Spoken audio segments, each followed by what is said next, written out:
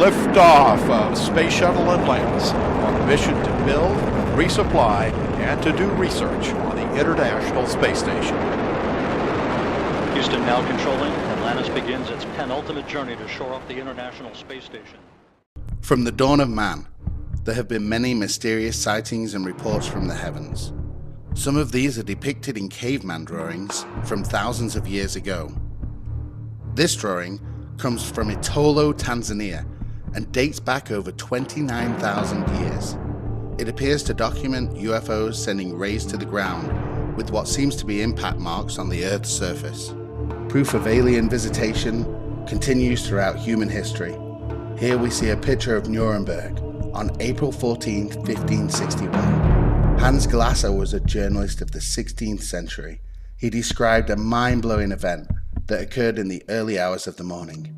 His drawing shows a sky full of strange objects flying back and forth and engaging as if it was an episode of Star Wars, with spacecraft screaming through the skies and fire on the Earth. He reports many of the residents witnessed this event and they saw it as a sign of God. And then the Foo Fighters of World War II. Thousands of pilots reported mystery orbs buzzing their aircraft while on bombing runs and patrolling the skies above Europe. This phenomena frightened both the Allied and Axis forces into believing the other had developed a secret weapon in a time where technology had been moving forward with a destructive rate. In fact, Churchill himself was inquiring into the subject, and it's believed he ordered a cover-up through fears of widespread panic. His memo here reads, "What does all this stuff about flying saucers amount to? What can it mean? What is the truth? Let me have a report at your convenience." Signed, Winston Churchill. 1947, Roswell. Arguably history's most debated UFO event. General William H. Blanchard ordered his press office to release a statement announcing a flying disc recovered from the desert of New Mexico, but 2 days later rescinded the claim. The cover-up began, military this time stating the wreckage recovered was a high-altitude weather balloon. How military, including a 4-star general of the Air Force, could not distinguish the difference between a weather balloon and an alien craft just 2 days prior is almost as big a mystery as Roswell itself. As we move through modern times, the UFO phenomena has become a movement, with millions of people witnessing strange aerial phenomena. Technology looks to answer the age-old question, who or what is this phenomena? My position now, I think, is that I believe that about 5% of these things are interplanetary, that is, they come to us from a world outside our planetary system, and that some of them are in fact inhabited by intelligent beings of some kind, and some look as if they're remotely controlled. The 5% rule has become the status quo for the UFO phenomena. This refers to the amount of sightings reported to those that are thought to be real. This catchphrase can be tracked back throughout modern UFO history.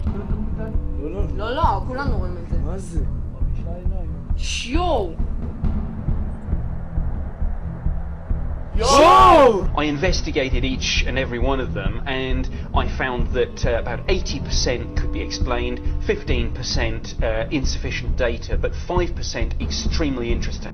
Here are some of the most compelling cases in recent UFO history that fit the 5% club.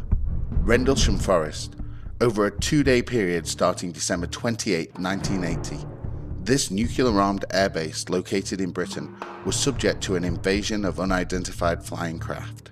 In this Larry King interview on CNN, Colonel Holt describes what he witnessed. The next series of events. While we were in the field investigating, and we were actually looking for maybe burn marks on the ground from what was apparently dripping off this object, we noticed 3 objects to the north in the sky. They initially were elliptical. They were illuminated with multiple lights and were moving at high speed in sharp angular patterns. We noticed 2 objects to the south. One of them approached us at very high speed and sent down a beam. I would equate it now to a laser beam at our feet. Who's the we, Colonel? There were 5 of us. I took 5 people out to investigate. What did your command superiors say? At that time, my superiors were silent. It was 2 or 3 o'clock in the morning. I was communicating with the command post.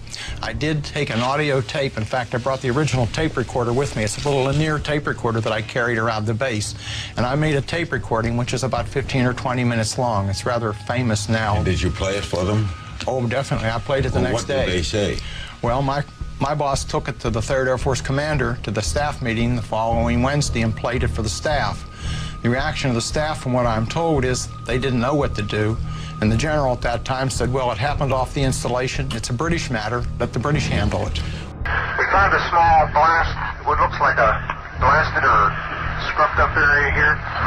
We got very positive readings. What we assume is a landing site, all having abrasion, facing in the same direction towards the center. Never seen a pine tree as the damage react that fast. The indentations look like something twisted as it got, as it sat down on them. Looks like someone took something and sat it down and twisted it from side to side. Very strange. Getting a definite heat reflection off the tree, about 3 to 4 feet off the ground. Yes, where the spot is. Same place where the spot is. We're getting that heat. Spot on the tree directly behind us. I picked up the same thing, and one off to your right. 3 trees in the area, immediately adjacent to the site, within 10 feet of the suspected landing site. We're picking up heat reflection off the trees. This is eerie. This is strange. We are getting an indication of a heat source coming out of that center spot. We're hearing very strange sounds out of the farmers burning our animals. It's very, very active, making an awful lot of noise. Yeah, it's a strange, small red light. Looks to be out maybe a quarter to half mile, maybe further out. See if you can get the star scope on it. The light's still there, and all the barnyard animals have gotten quiet now. Weird. It appears to be maybe moving a little bit this way. It's brighter than it has been. It's coming this way. It is definitely coming this way. Pieces of it are shooting off. There is no doubt about it. This is weird. Okay, we're looking at the thing. We're probably about 200 to 300 yards away. It looks like an eye winking at you. It's still moving from side to side. And when you put the star scope on it, it sort of has a hollow center, a dark center. It's like the pupil of an eye looking at you and winking. Past the farmer's house and across in the next field, now we have multiple sightings of up to 5 lights with a similar shape and all, but they seem to be steady now rather than a pulsating or glow with a red flash. We just crossed the creek, and we're getting what kind of readings now? Getting 3 good clicks on the meter, and we're seeing strange lights in the sky. Here he comes from the south. He's coming toward us now. Now we're observing what appears to be a beam coming down to the ground. This is unreal. And the flash is so bright to the star scope that it almost burns your eye.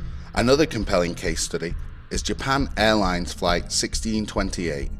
On November 17th, 1986, Captain Kenju Teriyuchi was flying from Paris to an airport near Tokyo, Japan.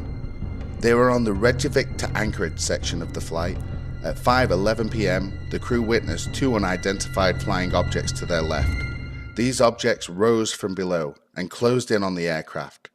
Those 2 craft then departed, and a much larger disc-shaped object started trailing them. It was as if they had been scouted and hunted down. For the next 50 minutes, they were pursued by this unearthly craft through the Alaskan darkness. That forced the pilots to request a change of course from the air traffic control. The pilot stated they had to get away from that object. Captain Teriyuchi said he could feel the heat from the intense glow of the object on his face. Here's a recording of the communication with air traffic control from that day. Deviate from some object, equating 240. Spinner 1628 heavy. Deviations approved as necessary for traffic. Quite a big. Make a full makeup. Full makeup. Spinner 1628, sir, do you still have the traffic? Disappeared for now. Spinner 1628, I understand you do not see the traffic any longer. Almost immediately after this exchange, an urgent message comes in from Elmendorf Air Force Base. Yeah, this one that's true. We have confirmed there is a flight size of 2 around your 1550 squawk. 1 primary return only. Okay, where is he following him? It looks like he is, yes. Okay, stand by. Spinner 1628 heavy. Military radar advises they are picking up an intermittent primary target behind you. In trail, I say again. Do you have anybody to scramble up there, or do you want to do that? Well, we're going to talk to your liaison officer about that. It's the concern of Japan Airlines, taking the 360 now, and still following. Okay, we're calling military desk on this. With military radar confirming the alien craft, and a pilot with over 10,000 hours of flying experience, this makes JAL 1628 one of the best documented cases in UFO history. It's worth noting that Captain Teriyuchi was grounded by Japan Airlines for talking to the press, and was only reinstated as a pilot years later. With all the evidence and compelling information out in the public domain, it would be unimaginable that any denial would be in existence.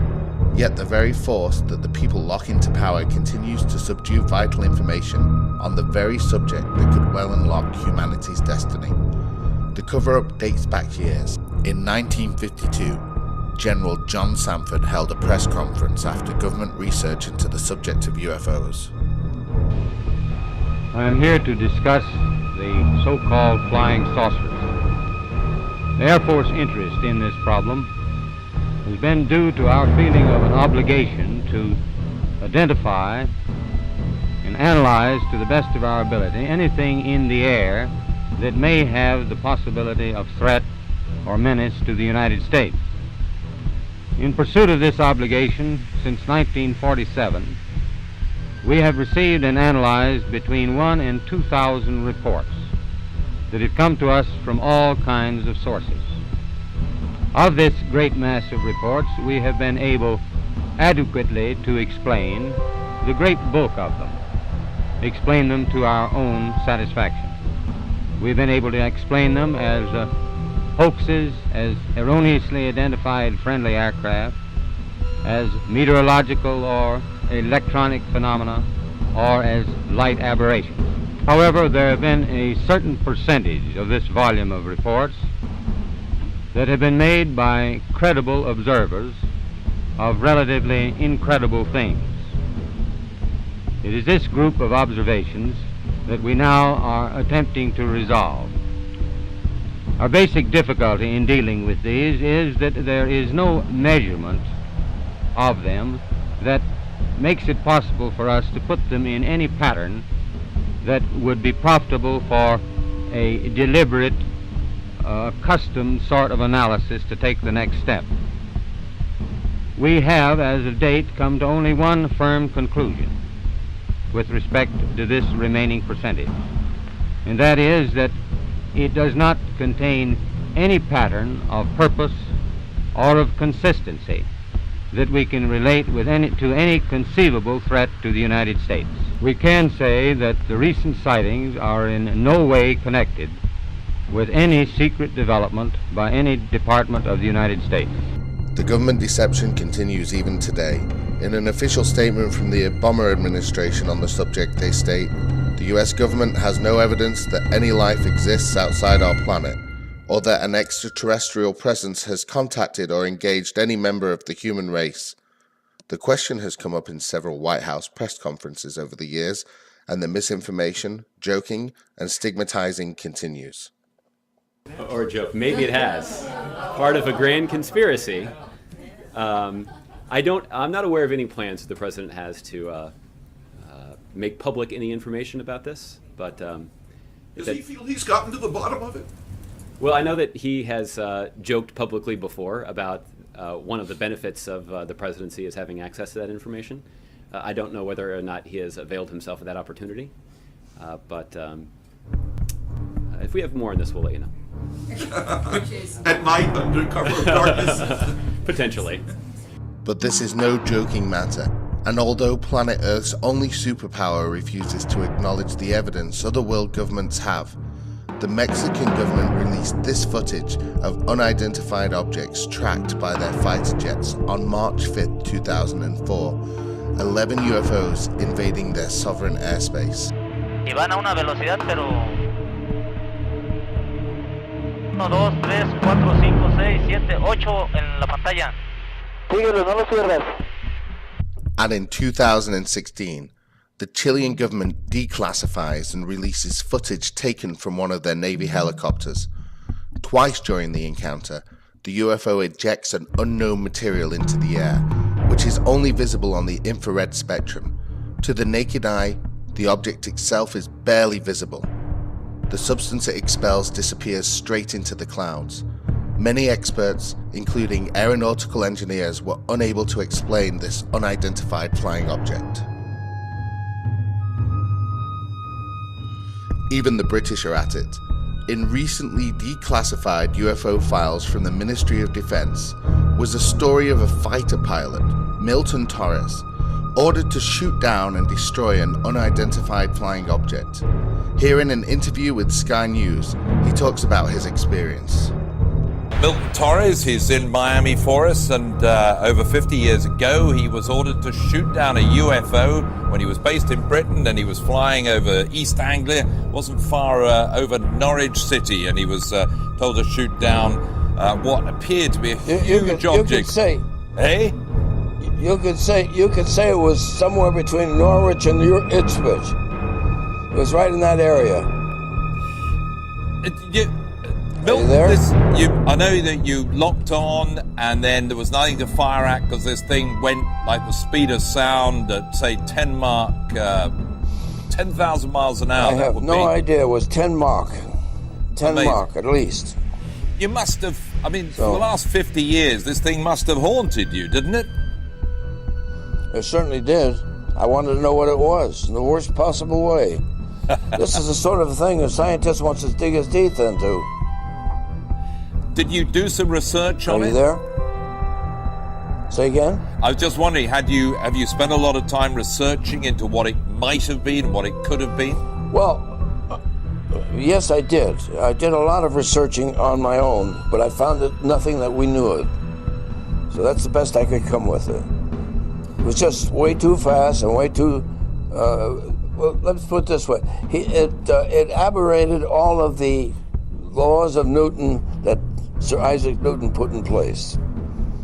So that's why I know it was something different. And it certainly wasn't, you don't feel you could have been fooled by reflections in the sky. There was something solid, something tangible there were two of us. There were two of us, myself and my wingman. And my wingman, for the life of me, I cannot remember who he was.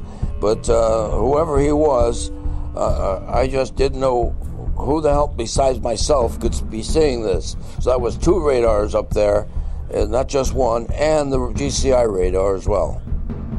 When you went up to fly again after that, did you always think I might see it again? Well, I always hoped, but I never saw it again.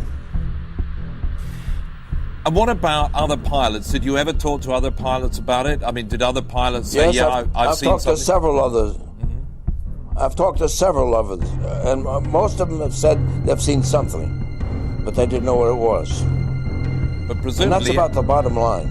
But everybody like you presumably was sworn to silence and sort of threatened by the government to keep your mouth shut or lose your job. Well, let me tell you why it was so scary to me. They promised to take me out of my airplane, and I loved my airplane more than I loved anything, including my mother. So as far as I was concerned, that was heresy to talk like that.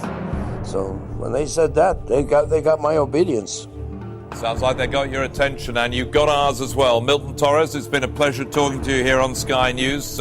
Thank you very much for joining us from Miami. And yet, even as its allies declassify select information on this phenomena, the American institutions remain tight-lipped. The one country in the world qualified to know and take us into the age of disclosure continues to evade and deceive this solid evidence that only the meek-minded could deny, and the reason why may be more frightening than a hostile alien invasion itself. Now, this conjunction of an immense military establishment and a large arms industry is new in the American experience. The total influence, economic, political, even spiritual, is felt in every city, every state house, every office of the federal government. We recognize the imperative need for this development, yet we must not fail to comprehend its grave implications.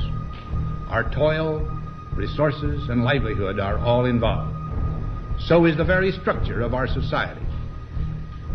In the councils of government, we must guard against the acquisition of unwarranted influence, whether sought or unsought, by the military-industrial complex. the potential for the disastrous rise of misplaced power exists and will persist. We must never let the weight of this combination endanger our liberties or democratic processes. We should take nothing for granted. Only an alert and knowledgeable citizenry can compel the proper meshing of the huge industrial and military machinery of defense with our peaceful methods and goals, so that security and liberty may prosper together. Akin to and largely responsible for the sweeping changes in our industrial military posture has been the technological revolution during recent decades. In this revolution, research has become central. It also becomes more formalized, complex, and costly. A steadily increasing share is conducted for, by, or at the direction of the federal government. Today, the solitary inventor, tinkering in his shop, has been overshadowed by task forces of scientists in laboratories and testing fields.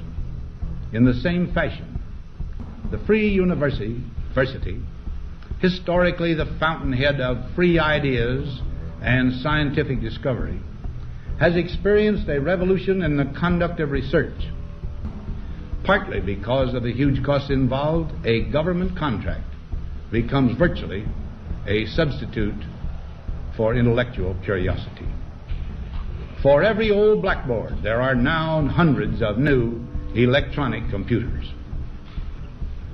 The prospect of domination of the nation's scholars by federal employment, project allocations, and the power of money is ever present and is gravely to be regarded.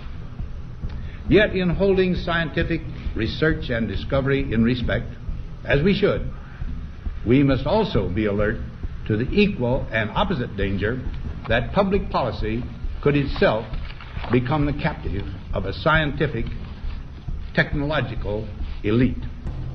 It is the task of statesmanship to mold, to balance, and to integrate these and other forces, new and old, within the principles of our democratic system, ever aiming toward the supreme goals of our free society. In 1997, talk show host Art Bell received this disturbing phone call from a man claiming to have worked at Area 51. As this call was unfolding, the entire radio station was knocked off air and only returned on backup systems, with the caller never to be heard of again. Area 51. Yeah, that's right. Were you an employee or are you now? A former employee. Former employee. I was let go on a medical discharge about a week ago, and I've kind of been running across the country. Oh man, I don't know where to start. They're gonna they'll triangulate on this position really soon. You can't spend a lot of time on the phone, so give us something quick. Okay, what we're thinking of as aliens are they're extra dimensional beings that an earlier precursor of the space program made contact with. They are not what they claim to be. They have infiltrated a lot of aspects of the military establishment, particularly the Area 51. The disasters that are coming, the military, the government knows about them, and there's a lot of safe areas in this world that they could begin moving the population to now. But they're not doing anything. They are not. They want the major population centers wiped out so that the few that are left will be more easily controllable. If this call was legitimate, it would mean that the human race would be in imminent danger and would explain an alien agenda far darker than one could imagine. That the aliens won't let it happen. You reveal all their secrets. They exercise strict control over us. One thing is for certain. UFO sightings are on the rise, In 2017, reports of craft and unusual phenomena are already higher than any year before. There is a build-up of activity and an increasing call for disclosure.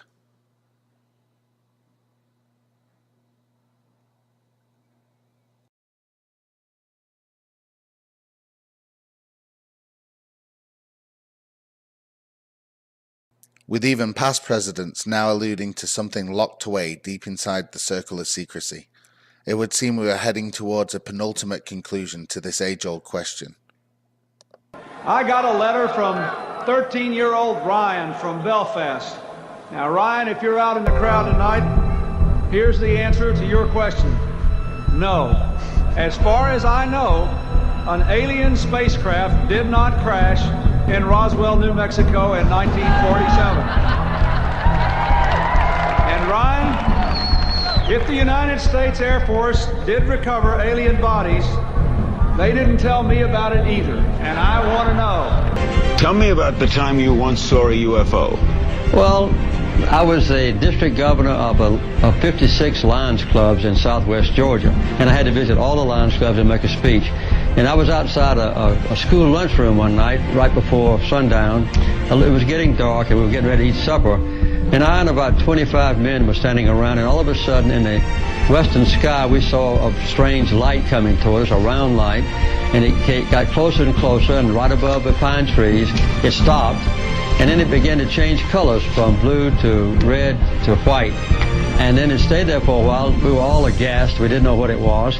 And then it just disappeared into the west. That was the end of it. So it was a genuine UFO in that it was an unidentified flying object. It's time to prepare. The baton is now passed to you, the believers, the knowers, the truthers. Share this movie on to friends and family, and to anyone who will listen. And don't forget, join us on our journey of disclosure.